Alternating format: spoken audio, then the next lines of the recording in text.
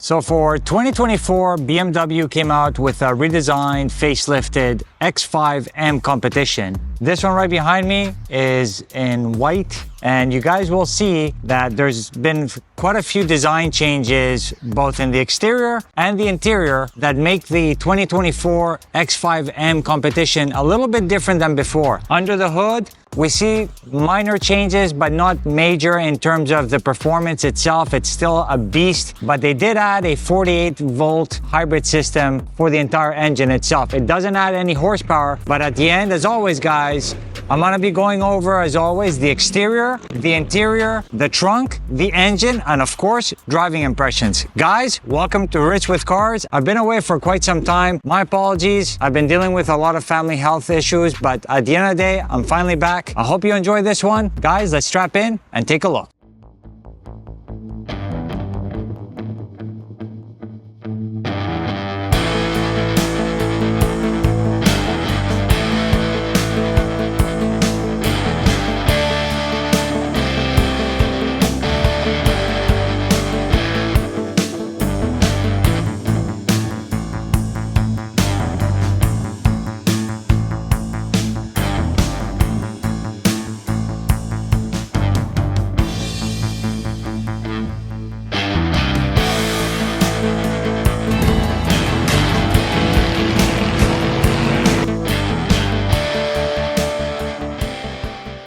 Guys, you'll see that the X5 has changed in terms of a facelift. They've kept the same chassis underneath, but at the end of the day, as we always know, with even like the BMW M5, they go with a mid-cycle refresh. And in this case, we can see that it's got the updated headlights. It's got that updated front kidney grille, which somewhat resembles the one from the XM, but this one definitely looks way better than the one on the XM, in my opinion. You guys can see that it's fully blacked out. And of course, a revised front bumper and front fascia as well. This is the same X5 that we've come to know, but with a few different minor changes. We can see even here at the bottom that we have opening for the radiator. We have a bit of a side air curtain as well. I do like the sort of like tinted headlights that you guys can see. And we do have the updated daytime running lights now, which are not halos anymore. At the end of the day, let me see if I can just show you guys what it looks like. Daytime running lights also serve as the turn signal. So when you guys see, daytime running light and as the turn signal as well. And as always, we get the famous German brake dust. As always, we have some slotted or drilled rotors with 6-piston calipers in the front. Very wide tire, 295 35/21. So we get to see that they're 21-inch. This I'm not so sure, but it's a fake grille, which I'm not a big fan of. And we get to see that we still have 21-inch wheels. In the rears, you guys can see that we have 315, so a bit of a staggered setup. And of course, we definitely need that for all the power that comes out of that massive twin turbo 4.4 liter V8. And now finally moving to the back, we get to see that we have that sort of facelifted rear end as well. We also get to see how the taillights have a different look to them or design. And they have also even a different sort of light signature as well. It's got a very digital look. It's very similar to what we see on the BMW XM as well in terms of that digital look on the light signature. Of course, being an M car, we have quad tailpipe, rear diffuser as well, but I'm not so sure how realistic that rear diffuser is. And finally, we have a little bit of a rear roof spoiler as well. So ultimately, we have a bit of a facelifted X5M. This facelifted version brings to 2024. Aside from that though, I find that the grille is actually a little bit better than before, and at least they didn't completely demolish it like they did on other vehicles. I'm not a big fan of the huge front sonar sensor radar detector in the front, but at least it's in the middle as opposed to being set on the side. So starting off with the key over here, before we get into the interior, we see a gloss black key with nothing really. It's just, we have a few buttons here on the side, which are the hazards, the trunk release, the unlock button. The lock button is the actual BMW logo. And of course, being an M car, you have the M colors right here in the front. So nothing too crazy. It's a pretty nice key. It's elegant, I would say, and quite functional as well. Let's show you guys just opening up the trunk.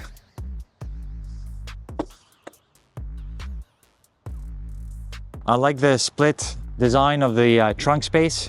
Gives you a little bit more usability because you can also sit down over here. I'll show you guys on the screen what the cubic feet or the liters in terms of space for the rear trunk area is. It's quite spacious, to be honest. So you have both performance and convenience all in one with the X5M Competition. Aside from that, you have your tonneau cover over here, which is actually just in place over there.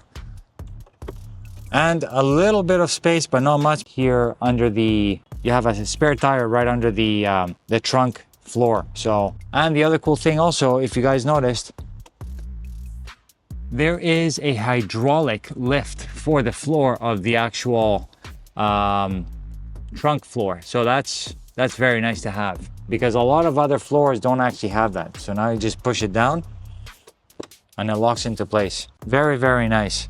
So overall, the trunk space area for the X5M Competition is quite solid. In my opinion, it's very usable and also convenient at the same time, because you do have that split setup, and also the fact that the floor space or the floor cover is actually lifted by a hydraulic lift. So that's really, really nice to have.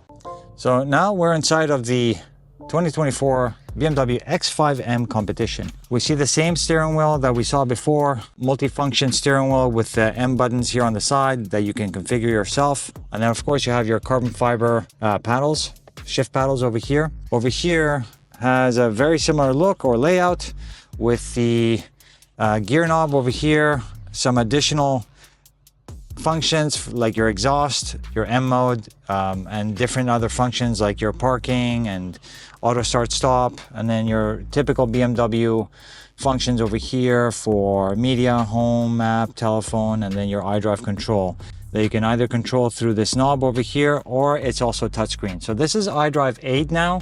It's got plenty of functionality. It's got a new layout, very responsive, like all the other new BMWs. Now, if we get into the gauge cluster, which is all part of the same panel, but broken up into two separate, I guess, screens, you get to see that the gauge cluster has improved a little bit. You do have some functionality in terms of what you can change in terms of views. That's for your heads-up display. I don't know if you guys can see the heads-up display over there, but yeah, the heads-up display, basically you can put different functionalities in there, or different types of views in terms of what type of information is displayed on there. So I can put media, G-meter, sport displays, your tires, engine. That's really cool. So this car is filled with technology. You do have another cubby here in the middle, quite a bit of space, pretty deep. And you do have, over here, you have a USB-C plug over there. So that's pretty nice to have. You have your puddle lights over here, or your reading lights, and then of course you have a full panoramic sunroof, which I can show you as it goes all the way back. You get to see how far back it spans. So it does go back quite a bit. It does cover a good portion of the roof.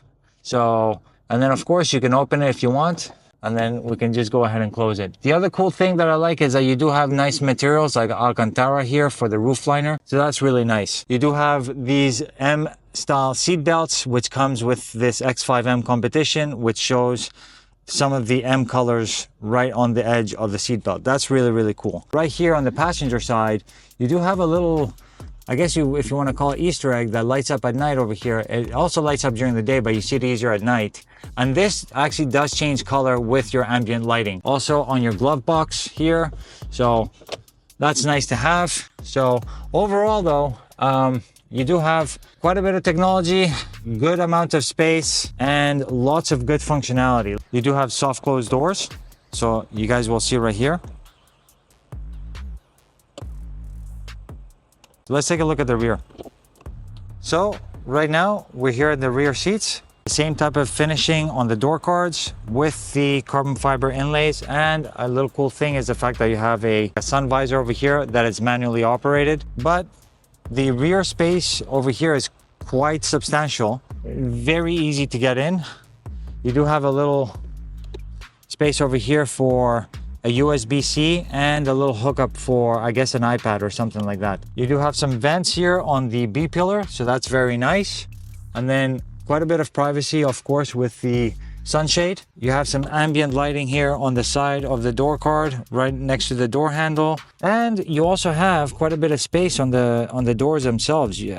Space for a bottle over here, 500 mLs, with some additional space in the rear. And you have some AC controls in the middle over here. So you have heated seats, and then of course automatic controls for your AC function. In the middle, you have a little armrest with a little storage area. And then of course, if you open this, very convenient and comfortable here in the rear. You can actually go on long trips here in the rear. So this is actually in my position in the front, and I have an easy 4 to 5 inches of space between my knee and the front seat. I'm 6'1" in height. I have a lot of headspace, a good solid couple of inches above me before I even touch the ceiling. So it's very comfortable in here, and quite convenient as well. So rear seating space is very, very good. So now under the hood of the 2024 BMW X5M Competition, you guys get to see that there is a strut brace or a support brace right here. Additional rigidity when you're taking some tight corners. And then of course you get to see that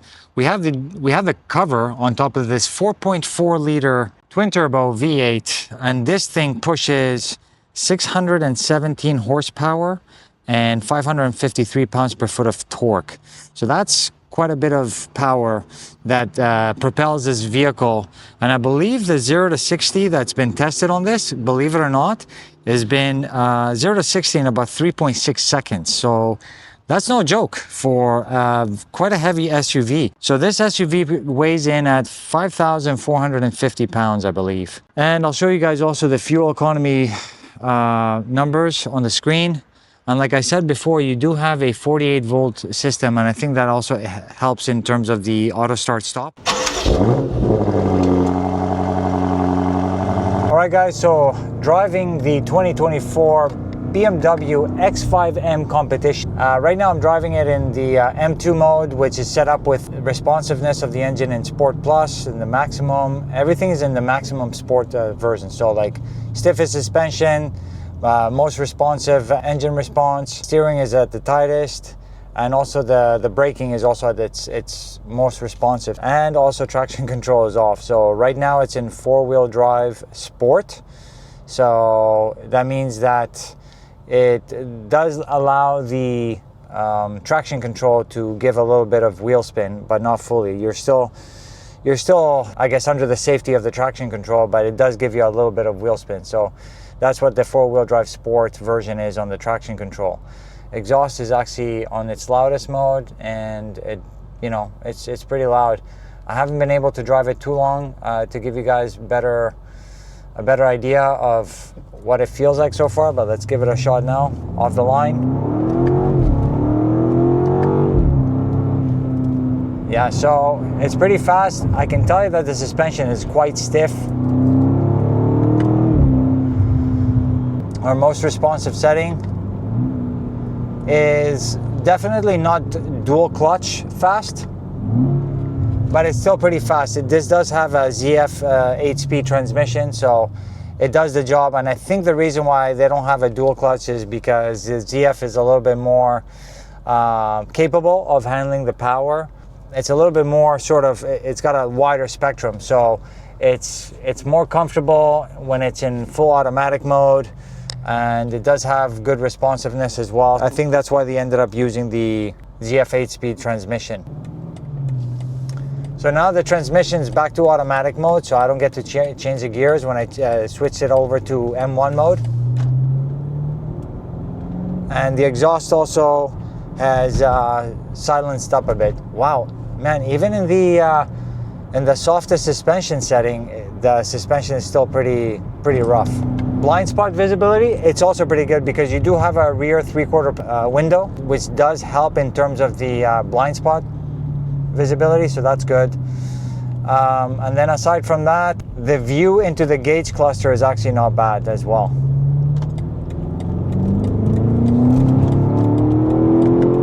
So in terms of passing, this is great. I can tell you that much. And I have it in M2 mode, which has everything in the maximum sport settings. To me, the suspension doesn't bother me, but it is actually pretty stiff.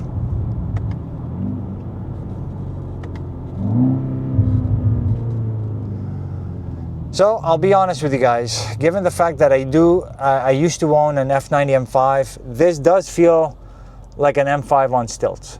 It does have its same performance characteristics. It does have the same sort of power feel. Let's not forget it is the same engine at the end of the day. It's just basically an M5 with more convenience, at least from my perspective. And if you're a fan of the X5 and you're looking for a little bit more performance, I would definitely consider this as one of your top spots for sure.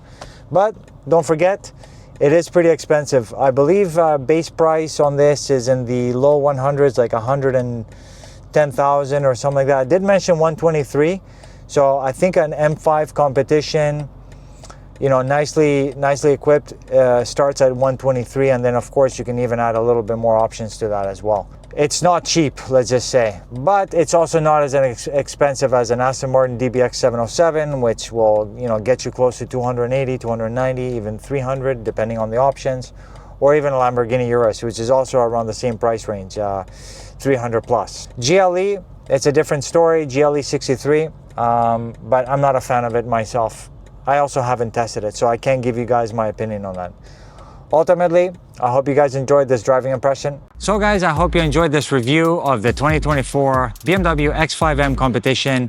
I definitely enjoyed it. I'm happy to be back. Hopefully I'll be able to give you guys, as always, you know, weekly reviews. Ultimately, this car, what can I say? It's very powerful, a little bit too stiff for me to be, you know, a comfortable sort of daily SUV driver, but I think it definitely does actually compare with some of the exotics out there, like Lamborghini Urus and Aston Martin DBX 707. It does have quite a bit of power. Of course, you won't have the name behind it like Aston Martin or Lamborghini, but you do get both the performance and the technology that might not come as easily with, let's say, the Lamborghinis or the Aston Martin. Now, don't get me wrong, Aston Martin actually did do a great job with their new 2025 DBX 707 because they have that new infotainment system, but it really comes down to what you're looking for and what your budget is, because this is considerably less than some of the competition, even like the Porsche Cayenne Turbo GT as well. Want to give a huge thanks to Aston Martin of Orlando for allowing me to review this. Make sure to check out their inventory, check out their website to see what they got available. As always, guys, I hope you enjoyed this one, and stay tuned for additional content. I'll see you on the next one. Thanks, guys. Take care. Bye-bye.